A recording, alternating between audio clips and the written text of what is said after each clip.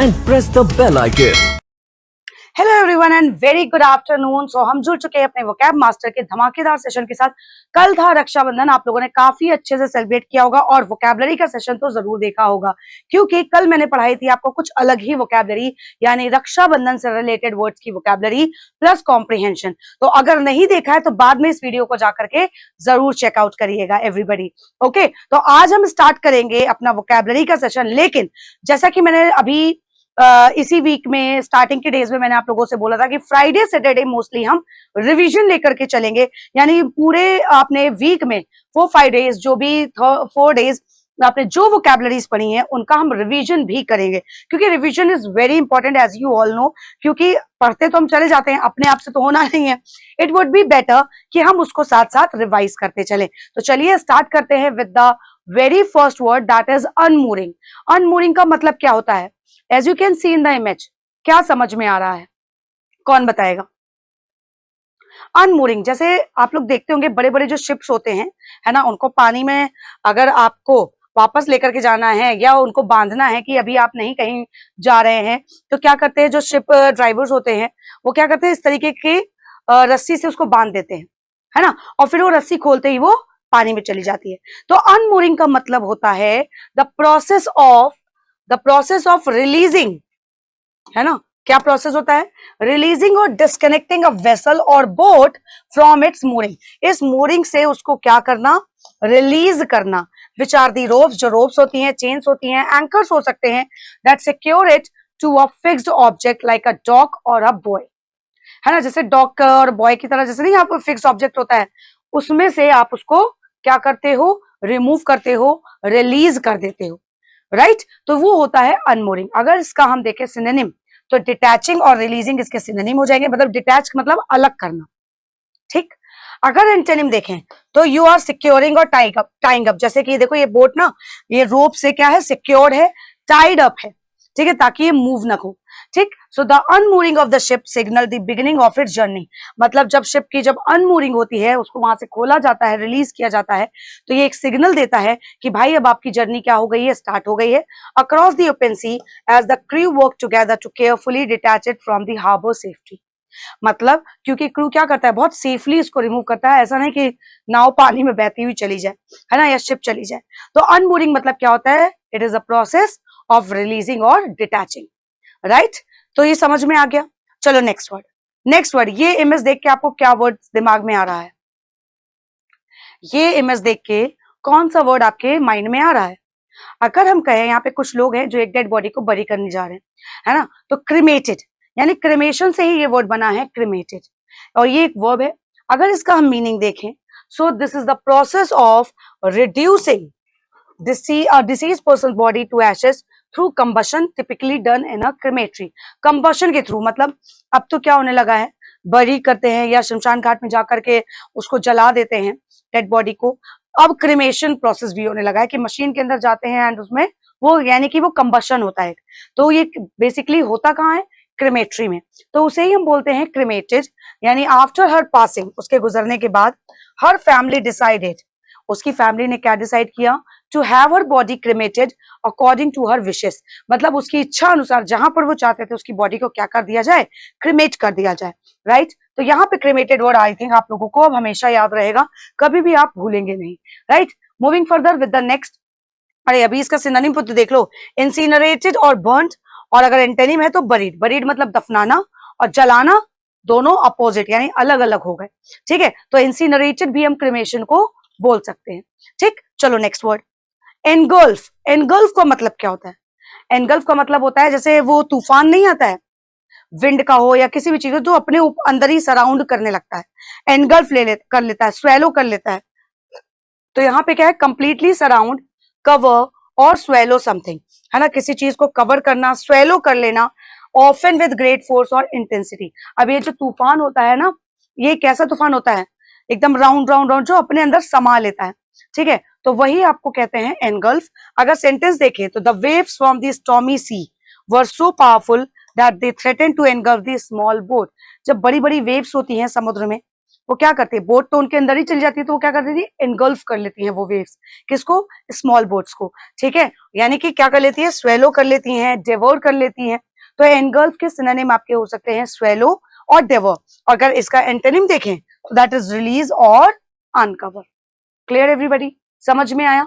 चलो next word, stifling. क्या कर रही है ये मैडम, कौन बताएगा? स्टिफल का मतलब होता है that is very extremely hot, oppressive और सफोकेटिंग। जैसे कभी कभी ऐसा होता नहीं है कि हम बहुत ज्यादा स्टेयर्स चढ़ लेते हैं और एकदम से हफने लगते हैं, स्टिफल करने लगते हैं, सांस हमारी बहुत तेज चलने लगती है ना, that makes it difficult to breathe even, है ना, एंड कॉजेज डिस्कम्फर्ट। यानी कि जब आप स्टेयर्स बहुत जल्दी जल्दी चढ़ते हो तो ऐसा लगता है कि कुछ मिनट तक तो आप बोल ही नहीं पाएंगे, है ना, तो वो बहुत सफिकेशन जैसा हो जाता है, आपकी ब्रीथ वापस नहीं आती है, it makes it difficult to breathe even, ठीक है, तो यही होता है आपका stifling. The stifling heat of the desert made it nearly impossible to stay outside for long. मतलब इतनी ज्यादा गर्मी थी कि आप वहां पे प्रॉपर खड़े भी नहीं हो सकते थे, सांस भी नहीं ले सकते थे, तो बाहर बहुत देर तक खड़े रहना एकदम इम्पॉसिबल था, हो रहा था। तो सिनोनिम इसका क्या होगा, हो जाएगा, दैट इज अनबियरेबल, यानी दैट इज नॉट टॉलरेबल। और एंटोनिम क्या होता है, या अनप्लीजेंट भी कह सकते हैं। प्लीजेंट मतलब कोई डिफिकल्टी नहीं, कोई परेशानी नहीं, आप आराम से यू कैन ब्रीथ, है ना, यू कैन लिव एनीवेयर, मतलब नो लॉन्गर सफोकेटिंग, राइट। तो जब ज्यादा हमें सफोकेशन या स्टिफलिंग, उसे हम क्या बोल सकते हैं, यानी कि दैट इज अनबियरेबल, करेक्ट। चलो नेक्स्ट वर्ड देखो, यहाँ पे ये भाई साहब कह रहे हैं यू आर फायर्ड, इससे रिलेटेड क्या वर्ड हो सकता है, कोई बता सकता है? लिखा है यू आर फायर्ड, क्या वर्ड हो सकता है? कई वर्ड्स एक्चुअली हमारे माइंड में आ रहे होते हैं, है ना, कई सारे वर्ड्स हमारे माइंड में घूम रहे होते हैं। तो यहाँ पे यू आर फायर्ड यानी आप किसी को कहीं से निकाल दिया गया, किसी को कहीं से निकाल दिया गया, तो उसको हम क्या बोलते हैं, आउस्टेड। आउस्टेड का मतलब होता है दैट इज फोर्सफुली रिमूव और expel someone from a position, place और सिचुएशन। किसी को कहीं से जबरदस्ती निकाल देना, किसी पोजीशन से, किसी सिचुएशन से। जैसे मान लो आपके मैनेजर ने आपको जॉब से क्या कर दिया, ही आउस्टेड यू, यानी कि फोर्सफुली उन्होंने आपको क्या किया, that you should leave from the office, है ना। तो यहाँ पे एक्सपेल्ड या इजेक्टेड क्या होता है, आउस्टेड का सिनोनिम होता है, यानी किसी चीज से निकाल देना, रिमूव कर देना, ये इसके सिनोनिम हो जाते हैं। और एंटोनिम मतलब जब आप किसी को वेलकम करते हो, किसी को एडमिट करते हो, है ना, अप्रेज करते हो कि भैया ठीक है, you are welcome to our company, है ना, तो वो उसका अपोजिट हो जाता है। पार्ट्स ऑफ स्पीच देखे तो वर्ब है, क्योंकि ईडी भी लगा हुआ है। और सेंटेंस क्या है, the shareholders voted to out the CEO, shareholders ने क्या किया कि सीईओ को निकालने के लिए वोट किया, due to allegations of financial misconduct, क्योंकि उन्होंने कुछ फाइनेंशियल में झोल झाल किया था या कुछ पैसे का हेरा फेरी करी थी, इसीलिए शेयर होल्डर्स ने क्या किया कि आप सीईओ को निकालने के लिए दे वोटेड आउट, और उन्होंने आउटस्टेड कर दिया। Voted to out the CEO यानी सीईओ को निकालने के लिए, रिमूव करने के लिए, ठीक है, एक्सपेल करने के लिए। तो यहाँ पे करेक्ट वर्ड आपको समझ में आ गया होगा, आउट का मतलब होता है किसी को जबरदस्ती कहीं से निकालना, एक्सपेल करना, राइट। Next word barrage. इस वर्ड को देख के आपको क्या समझ में आ रहा है, बैरेज। बैरेज मीन्स क्या होता है, अगर हम बैरेज बोलें तो बैरेज क्या होता है? बैरेज अगर देखा जाए तो एकदम से अगर हिंदी से इसको रिलेट करो तो बाढ़ जैसा कुछ नहीं लग रहा है कि बाढ़ आ गई हो कहीं एकदम से, जिसको रोकना मुश्किल है। तो बैरेज क्या होता है, something that comes quickly and heavily as an attack of bullets और आर्टिलरी और a fast spray of words. जैसे जब हम गुस्से में होते हैं तो हमारे मुंह से एक बारगी में कई सारे वर्ड्स निकल जाते हैं, राइट, तो जो रुकते नहीं है। तो it can be same as attack of bullets या आर्टिलरी या fast spray of words, it can be anything. जैसे फ्लड होता है, एकदम से आता है, क्या आप उसको आप रोक सकते हो? नहीं रुक सकते, तो वो होता है बैरेज, एक जो क्विकली और हैविली फॉर्म में आता है, सडन जो होता है, ठीक है। और अगर इसका हम सिनोनिम देखें तो शार, वॉली, ये सभी इसके क्या है, सिनोनिम्स है। क्या है बैरेज के? वॉली और शार। और अगर एंटोनिम्स बोले तो ड्रिबल, स्केर्सिटी, मतलब एक तो कहीं पे एकदम से कोई चीज बहुत ज्यादा आ गई और कहीं पे एकदम शॉर्टेज हो गई, लैकनेस हो गई, क्या हो गई, लैकनेस हो गई यानी कि कमी हो गई, ठीक है। तो ड्रिबल भी उसको हम बोलते हैं। हम स्केर्सिटी वर्ड से काफी ज्यादा बोर हो जाते हैं, है ना, तो स्केर्सिटी से बेटर है आप ड्रिबल भी यूज कर सकते हैं। So the city experienced a barrage of heavy rain and strong winds during the storm. Storm के टाइम पे सिटी ने क्या फेस किया, एक बहुत भारी बारिश। जैसे कि आप सभी को पता है हिमाचल प्रदेश का क्या हाल हुआ था बारिश से, इवन इन केदारनाथ हर जगह यही चल रहा था अभी बारिश के मौसम में। तो बैरेज आपको समझ में आ गया होगा कि इसका मतलब क्या होता है। क्लियर? चलो भाई आगे देखो, ग्राफ्ट क्या होता है। यहाँ पे एक पर्सन पैसा दे रहा है और दूसरा रोक रहा है कि भाई मुझे मत दो। सो व्हाट इज दिस ग्राफ्ट? क्या समझ में आ रहा है ग्राफ्ट से? अगर हम ग्राफ्ट बोले तो पहली बात तो ये नाउन और वर्ब दोनों की तरह से यूज हो सकता है, ये ध्यान रखना। ऑब्टेनिंग मनी, एडवांटेज और पोजीशन थ्रू डिसऑनेस्ट और अनफेयर मींस। ब्राइबरी जानते हो, यानी कि रिश्वत, है ना। तो रिश्वत ग्राफ्ट का दूसरा फॉर्म है रिश्वत, यानी कि वो उसी की तरीके से हम इसको बोल सकते हैं। तो अभी तक हम ब्राइब जानते थे, रिश्वत जानते थे, घूस जानते थे, है ना। तो ग्राफ्ट भी उसको बोल सकते हैं, जैसे ब्राइबरी या फ्रॉड, क्योंकि आप कोई ऐसा एडवांटेज ले रहे हो जो अनफेयर मीन से है, जो इलीगल है ना। और अगर उसका एंटोनिम हम देखें, सो दैट इज ऑनेस्टी या इंटीग्रिटी। क्या है? ईमानदारी, ऑनेस्टी है, इंटीग्रिटी है, तो उसके लिए हम उसका एंटोनिम यूज कर सकते हैं। सेंटेंस देखते हैं। Some officials were found guilty of grafting funds from public projects for their personal gain. अपने फायदे के लिए कुछ ऑफिशियल्स ने क्या किया? दे वर फाउंड गिल्टी, मतलब उन्होंने किसी तरीके की गलती करी भाई, they have done something illegal. तो उन्होंने क्या किया? They grafted funds from public projects. जो पब्लिक प्रोजेक्ट्स का पैसा रखा हुआ था उन्होंने उसको वहां से क्या किया? पैसा ले लिया फॉर देयर पर्सनल गेन, अपने फायदे के लिए। तो ग्राफ्ट मतलब क्या होता है? जो आप पैसा या कोई ऐसा एडवांटेज अनफेयर मीन से लेते हो उसे हम बोलते हैं ग्राफ्ट। सेम एज ब्राइबरी, और एक तरीके से आप फ्रॉड ही तो कर रहे हो। ठीक है, समझ में आया? चलो नेक्स्ट वर्ड। यहाँ पे ये भाई साहब थोड़ा गुस्से में लग रहा है, ये इमेज थोड़ी स्टक हो गई है। तो यहाँ पे ये वर्ड है मेटल।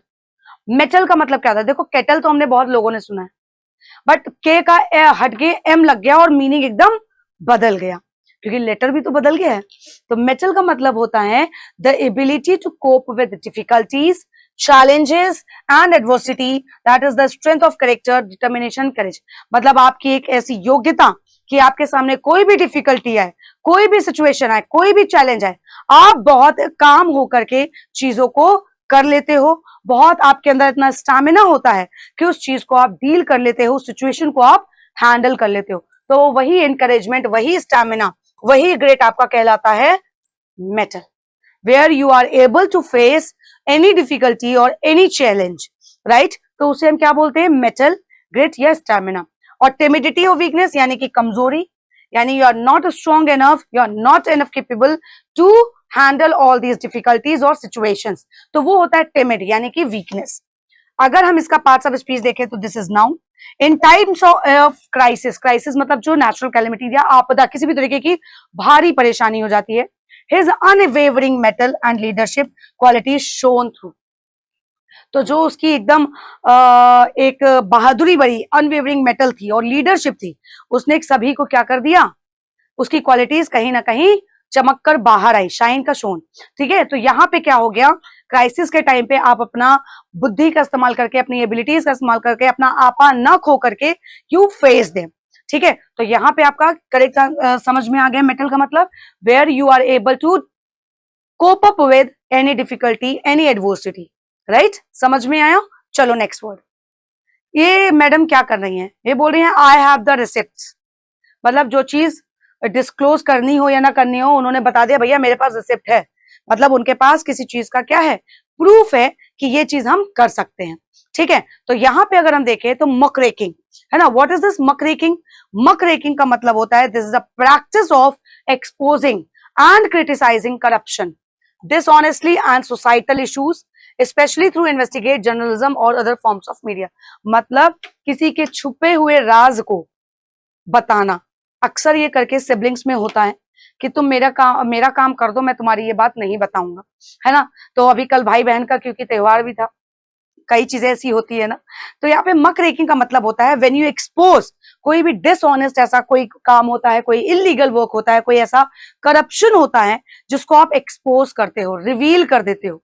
मक रेकिंग आप रिवील से भी इसको बोल सकते हो, डिस्क्लोज भी बोल सकते हो। जैसे कि आप डिस्क्लोज मतलब किसी चीज को डिस्क्लोज कर देना, बाहर सीक्रेट आउट कर देना, है ना। तो वो होता है आपका मक रेकिंग। सिनोनिम एक्सपोज है, मैंने बताया ही। एंटोनिम मतलब सेंसरशिप, व्हाइट वॉशिंग मतलब उस पे पर्दा डाल देना, है ना, कि छुपा लेना, हाइड कर लेना, वो उसका एंटोनिम हो जाएगा। पार्ट्स ऑफ स्पीच देखें तो नाउन है।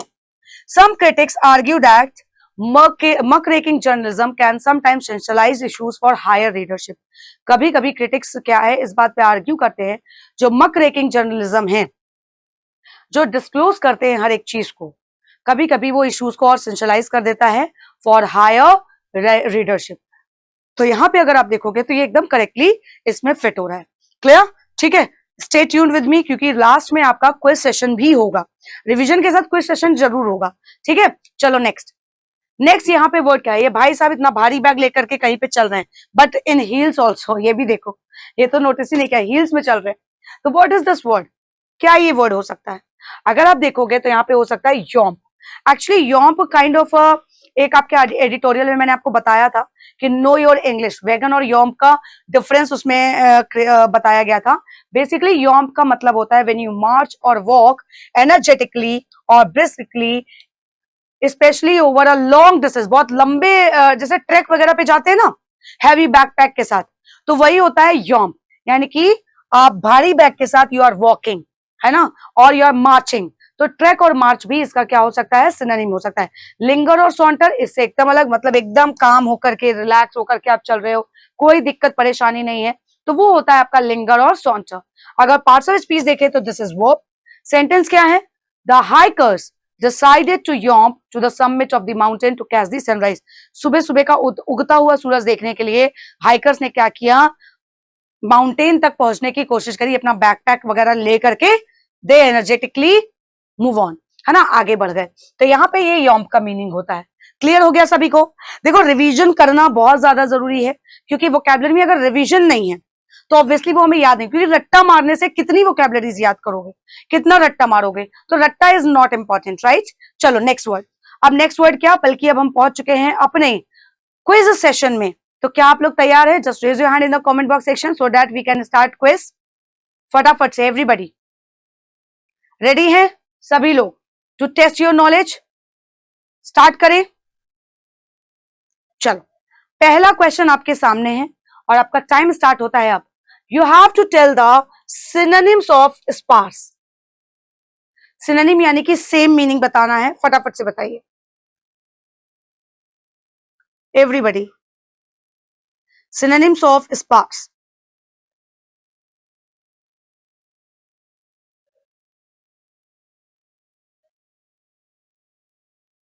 चलो टाइम अप हो गया है। तो यहाँ पे काफी लोगों ने कमेंट कर भी दिया है, क्योंकि उनको मीनिंग पता है। स्पार्स मतलब क्या होता है? चीजों को अलग अलग कर देना, है ना, क्या कर देना? डिवाइड कर देना चीजों को, है ना, या सेपरेट कर देना। बेसिकली अगर हिंदी में बोलें तो अलग अलग कर देना, है ना, अलग अलग। ठीक, तो यहाँ पे टुगेदर मतलब क्या होता है? एक साथ, है ना, तो ये तो इसका क्या हो गया? एंटोनिम हो गया। ओवरलुक एकदम अलग हो गया। स्केयर्स मतलब किसी चीज की कमी, तो अलग अलग हो गया। तो स्कैटर्ड और स्केयर्स एकदम सही आंसर जिन लोगों ने दिया है तो उनको मिलता है +1। बिल्कुल सही आंसर दिया है। स्कैटर्ड और स्केयर्स क्या हो गए? इसके सिनोनिम हो गए, यानी कि सेम मीनिंग हो गए। तो आंसर आपका एकदम करेक्ट है। ठीक है, चलो next question. Antonyms of intemperate. Intemperate के एंटोनिम आपको बताने हैं। What will be the antonyms of intemperate? Sober, rampant, uncontrolled और एब्स्टिनेंट। फटाफट से everybody, antonyms of इनटेम्परेट।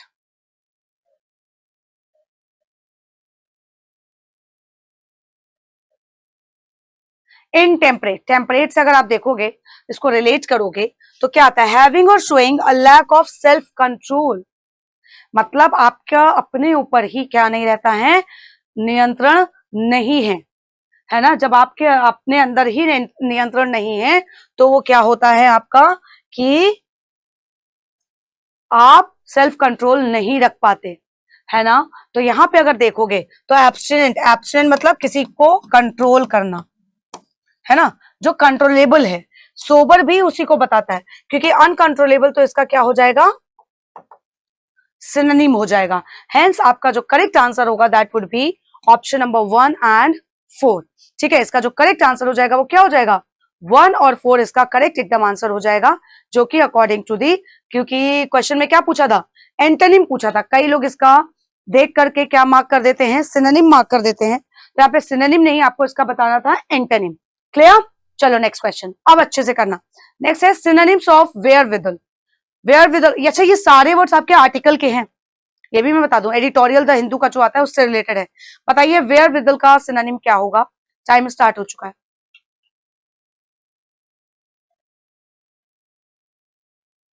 Synonyms of wherewithal: resources, assets, means or times. Rakshabandhan में तो खूब पैसे कमाए गए होंगे और कुछ लोगों के तो सोच रहे होंगे अरे लुट गए, है ना?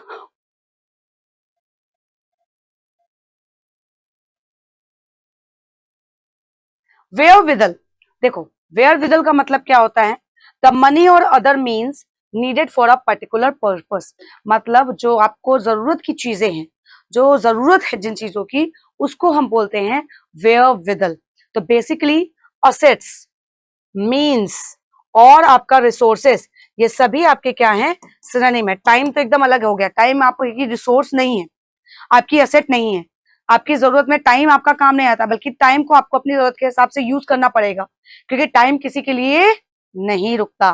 तो जो पैसा या अदर मीन्स ऑफ सोर्सेज होती हैं, जो आपको जरूरत होती है फॉर अ पर्टिकुलर पर्पस, उसे हम बोलते हैं वेयरविदल, यानी कि रिसोर्स, असेट्स और मीन्स। तो जिन्होंने भी इसका आंसर करेक्ट किया है वो बिल्कुल सही है। अगर मीनिंग पता होगा तो एकदम करेक्ट आंसर क्या होगा, मीनिंग अगर नहीं पता होगा तो ऑब्वियसली रॉन्ग किया होगा। तो वेयरविदल का मतलब समझ में आ गया। चलो नेक्स्ट, नेक्स्ट देखो, antonyms of bank rolled. Antonym यानी कि आपको क्या बताना है, इसका अपोजिट बताना है, ध्यान से एंटोनिम मार्क करना है।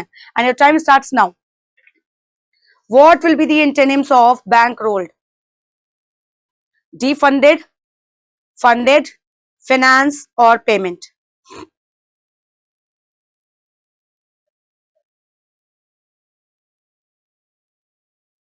Which is the correct answer? Which option? चलो तुम लोग टाइम के बाद आंसर करते हो लगता है ना? चलो, सो डिफंडेड या फंडेड, यहाँ पे अगर बैंक रोल का मतलब देखें, बैंक रोल का मतलब होता है when you support any person और ऑर्गेनाइजेशन या किसी प्रोजेक्ट को फाइनेंशियली, मतलब पैसे से अगर किसी की मदद करते हो। जैसे प्राइवेट बैंक्स क्या होती हैं, किसी भी प्रोजेक्ट पे पैसा लगाती हैं, है ना? आप अगर फाइनेंशियली किसी की हेल्प करते हो, it means you are doing bankrolling, है ना? यानी कि बैंक रोल्ड, आप किसी को फंड दे रहे हो, है ना? और यहाँ पे तो फंडेड, फाइनेंस और पेमेंट, ये तो इसके क्या हो गए, सिनोनिम। तो हमें बताना क्या था, एंटोनिम, यानी कि डिफंडेड। तो ऑप्शन नंबर 1 इसका क्या हो जाएगा, करेक्ट आंसर हो जाएगा। सो +1 जिन्होंने भी इसका करेक्ट आंसर किया है। बैंक रोल्ड का मतलब क्या होता है, डिफंडेड। Clear everybody? समझ में आया?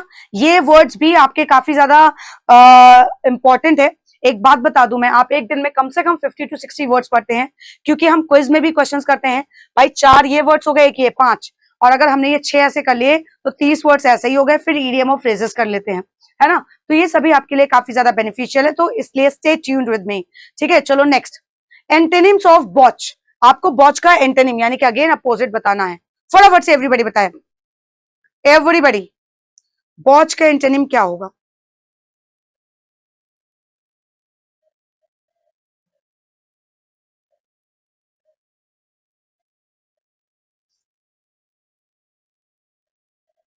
एंटोनिम्स ऑफ बॉच, देखो बॉच का कई लोगों को हो सकता है मीनिंग ना पता हो, तो आंसर करने में थोड़ा सा दिक्कत हो रही है।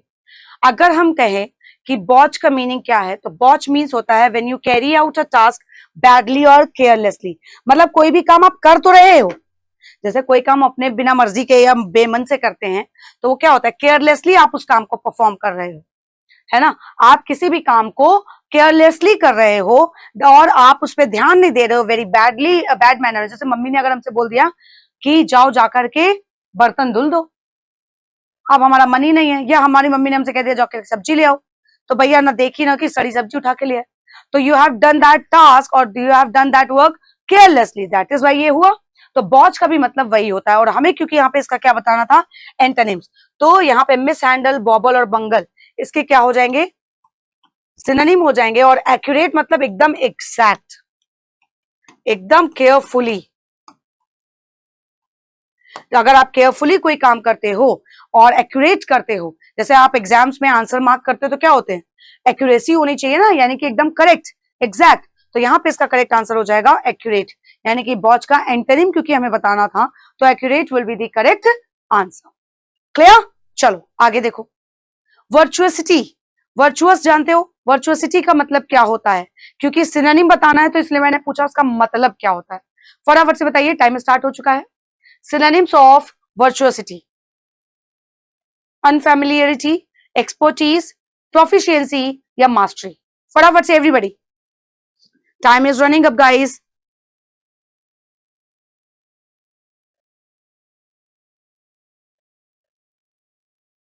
Okay, times up, but answer नहीं मिला मुझे। चलिए, वर्चुअसिटी की अगर जब हम बात करते हैं तो यानी कि वर्चुअस कोई चीजें क्या हो, ग्रेट स्किल इन म्यूजिक और अनदर आर्टिस्टिक परस्यूट, है ना, आप किसी चीज में बहुत ज्यादा एक्सपर्ट हैं, प्रोफिशिएंट है, you have the mastery in it, है ना, आप बहुत ज्यादा फेमिलियर है किन्हीं चीज। भाई जब एक्सपीरियंस कब होगा, जब आप फेमिलियर होंगे उन चीजों से। एक्सपीरियंस हमें तभी आता है जब हम चीजों को जानते हैं, the things are known to us, है ना, हमारे पास उसकी क्या एक्सपर्टीज है। क्योंकि अनफेमिलियर मतलब एंटोनिम हो जाएगा, इसका मतलब you are unknown, you are new to any work, तो उसके लिए हम क्या यहां पे बोल सकते हैं, अनफेमिलियरिटी। लेकिन हमें बताना था सिनोनिम, तो आंसर हमारा क्या हो जाएगा, ऑप्शन नंबर 2, 3, 4। तो 2, 3, 4 में से जिन्होंने भी आंसर किया है उनका आंसर एकदम क्या है, करेक्ट है। मतलब when you have a expertise, proficiency और मास्टरी इन समथिंग, एक्सपीरियंस्ड जो होते हैं। ठीक है, समझ में आ गया? चलो भाई आगे देखो। अब आ गए हैं हम ईडियम और फ्रेजेस में। फटाफट से ईडियम और फ्रेजेस का आपको आंसर करना है और आपका टाइम शुरू होता है अब। क्या लिखा है, he said he was serious about his stand against the war and was not just another yellow belly. So what does this phrase mean, yellow belly? क्या होता है इसका मतलब? टाइम हमने पहले स्टार्ट कर दिया था, इसलिए कोई बात नहीं, आराम से आंसर कर सकते हो अभी, I can wait. What does this yellow belly mean?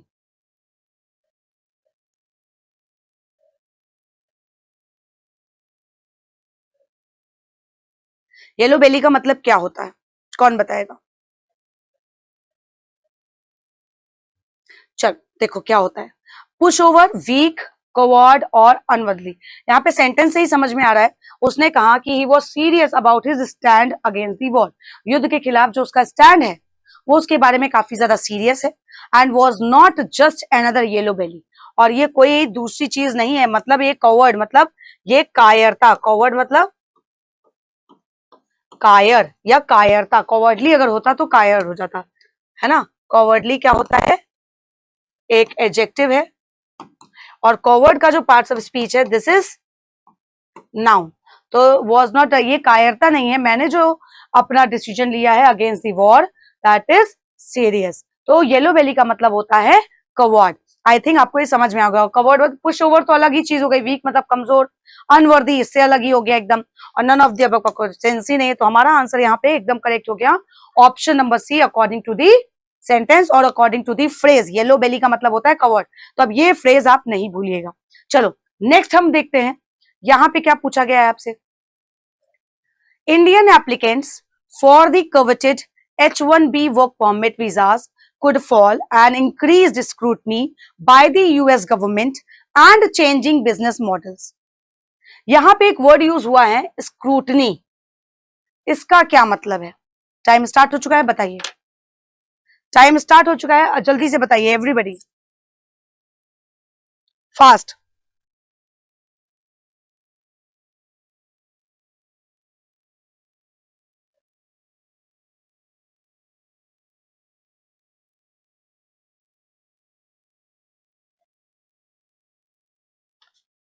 Okay, times up हो गया है।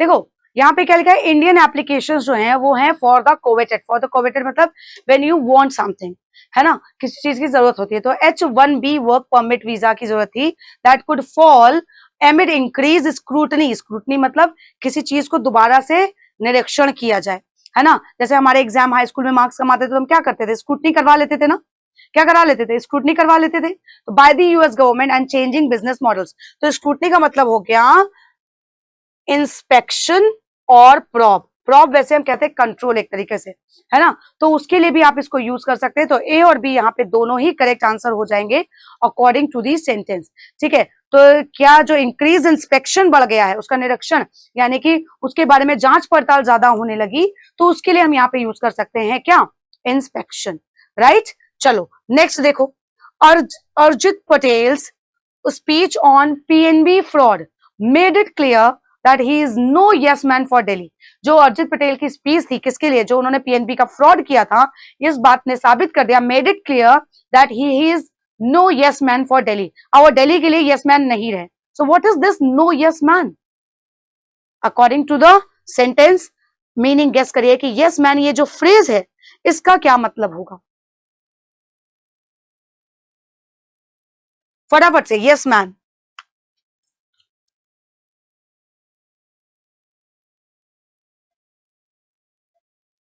Everybody you all are doing a great job, फटाफट से बताइए।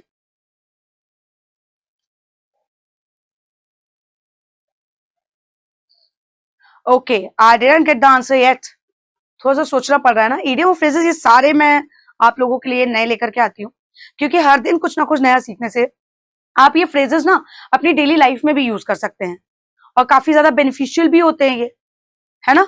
यूज करते हैं कि नहीं करते हैं, सभी करते होंगे। अभी रक्षाबंधन का खुमार चढ़ा हुआ है ना।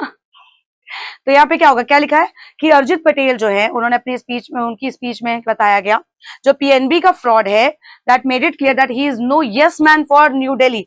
न्यू दिल्ली के अब वो यस मैन नहीं रहे। यस मैन मतलब क्या नहीं रहे, मिनियन नहीं रहे, है ना। यस मैन का मतलब क्या होता है, मिनियन। अगर मैं यहाँ से बोलूं, आप कहोगे मैम मिनियन का मतलब क्या होता है, तो मिनियन में अगर आप कहोगे तो मिनियन, भाई यस मैन मतलब क्या हो गया, अब उन्होंने फ्रॉड किया है तो वो क्या बन गए, नॉट इंपॉर्टेंट, मतलब वो बिल्कुल भी अब इंपॉर्टेंट पर्सन दिल्ली के लिए नहीं रहे, तो उसे हम क्या बोलेंगे, मिनियन बोलेंगे। अकम्प्लिस मतलब क्या होता है, खास करके जब आप किसी का साथ देते हो, स्पेशली फॉर अ क्राइम, है ना। अकम्प्लिस मतलब व्हेन यू सपोर्ट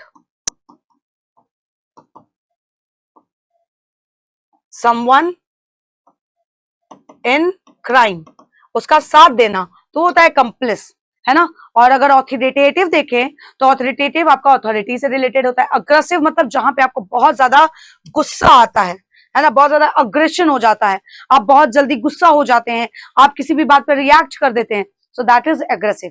तो यहाँ पे इसका करेक्ट आंसर क्या हो जाएगा, ऑप्शन नंबर 1, यस मैन मतलब मिनियन मतलब जो बिल्कुल भी इंपॉर्टेंट नहीं है। देखो लिखा है यस मैन, लेकिन मीनिंग क्या है, अनइम्पॉर्टेंट। तो accordingly you can see this. Now moving further with the next, यहाँ पे अब आपके जितने भी इडियम फ्रेजेस हैं या हमने जो वर्ड्स किए वो एकदम आपके हो चुके हैं खत्म। फटाफट से स्टार्ट मार्किंग योरसेल्फ, अपने अपने मार्क्स यहाँ पे बताना चालू कर दीजिए कि कितने मार्क्स आए हैं आप लोगों के, एवरीबडी फास्ट। आई नो आप लोग यहाँ पे देख रहे होंगे, आप कह रहे होंगे यार मैम खत्म हो गया, है ना, क्योंकि रिवीजन है तो सारे वोकैबुलरी का हम अच्छे से रिवाइज करें, और मैंने होमवर्क भी कोई नहीं दिया है, ठीक है, मैंने होमवर्क कोई भी नहीं दिया है, तो इसलिए परेशान होने की जरूरत नहीं, क्योंकि आप लोग कमेंट तो करते नहीं हो। तो रिवीजन वाले दिन आपका होमवर्क नहीं दे रहे हैं, यहाँ पे बस अपने मार्क्स जल्दी जल्दी बताते जाओ। आप सभी को पता है कि आईबीपीएस क्लर्क का एग्जाम हो चुका है, कुछ लोगों का कल एग्जाम है, यानी 2 सितंबर को जिनका एग्जाम है। So all the very very best to you all, जिनका कल एग्जाम है बहुत अच्छे से करना, डोंट बी पैनिक, बिल्कुल भी पैनिक मत होइएगा। कुछ इंपॉर्टेंट चीजें हैं जो मैं बता दूं, ड्यूरिंग एग्जाम आपको पता है कि आपको अपना एडमिट कार्ड लेकर के जाना होगा, ठीक है, और आपको एटलीस्ट 2 फोटोग्राफ्स आपको अपने साथ लेनी है, ठीक है, और जो आपने आईडी प्रूफ लिया होगा, मतलब जो आपने एग्जाम फॉर्म फिल करते समय जो आईडी प्रूफ नंबर डाला होगा, वही आईडी प्रूफ ओरिजिनल और उसका जेरोक्स दोनों ही लेकर के आप जाएंगे। एंड यस, एक चीज जो मुझे पता चली कि काफी बच्चे जो हैं रिपोर्टिंग टाइम के बाद पहुंचे, तो 1-2 मिनट से लेट हो गए, उनको एंट्री नहीं मिली, ठीक है। तो जैसे मान लो रिपोर्टिंग टाइम आपका 8 AM है या 3 PM है ना, या 12 PM है या 10 AM है, ठीक है, तो इतने ही टाइम पे पहुंच जाओ। इसके बाद 10-15 मिनट हो सकता है, क्योंकि इसका एग्जाम टाइमिंग, स्टार्ट टाइमिंग जो होता है वो 9 AM। तो शार्प आप ऑब्वियसली कोशिश करो कि रिपोर्टिंग टाइम में पहुंच जाए, बिल्कुल भी लेट ना करें, है ना, क्योंकि लेट करोगे तो प्रॉब्लम तो होगी ही, है ना। तो ये सारी चीजें ध्यान रखिएगा और बहुत आराम से रिलैक्स होकर के आप लोग जो है एग्जाम करिएगा। आई होप आप लोगों ने मॉक टेस्ट से काफी ज्यादा प्रैक्टिस करी होगी और काफी अच्छे से आपने अच्छे से प्रैक्टिस अगर करी तो स्पीड एक्यूरेसी का ध्यान रखना, कि क्योंकि सेक्शनल टाइमिंग होता है, 20 मिनट्स होते हैं हर एक सेक्शन के, उससे पहले आप किसी और सेक्शन में स्विच नहीं कर सकते हैं, ठीक है। तो बाकी मार्क्स आप लोगों के काफी अच्छे आए हैं, ठीक है। टिल देन आप लोग अपना ख्याल रखिए और कल के एग्जाम के लिए एक बार और मेरी तरफ से ऑल द बेस्ट, ठीक है, ऑल द बेस्ट। और अपना एग्जाम मुझे जरूर बताना नेक्स्ट डे जब हम क्लास करेंगे, तो उसमें कि कितने मार्क्स आपको मिले हैं, है ना, या सॉरी कितने क्वेश्चंस आपने अटेम्प्ट किए, कैसा लेवल रहा एग्जाम का। सो ये सारी बातें हम शेयर करेंगे कल in again revision part. Till then thank you and have a great day ahead everybody. Subscribe now and press the bell icon. Never miss an update.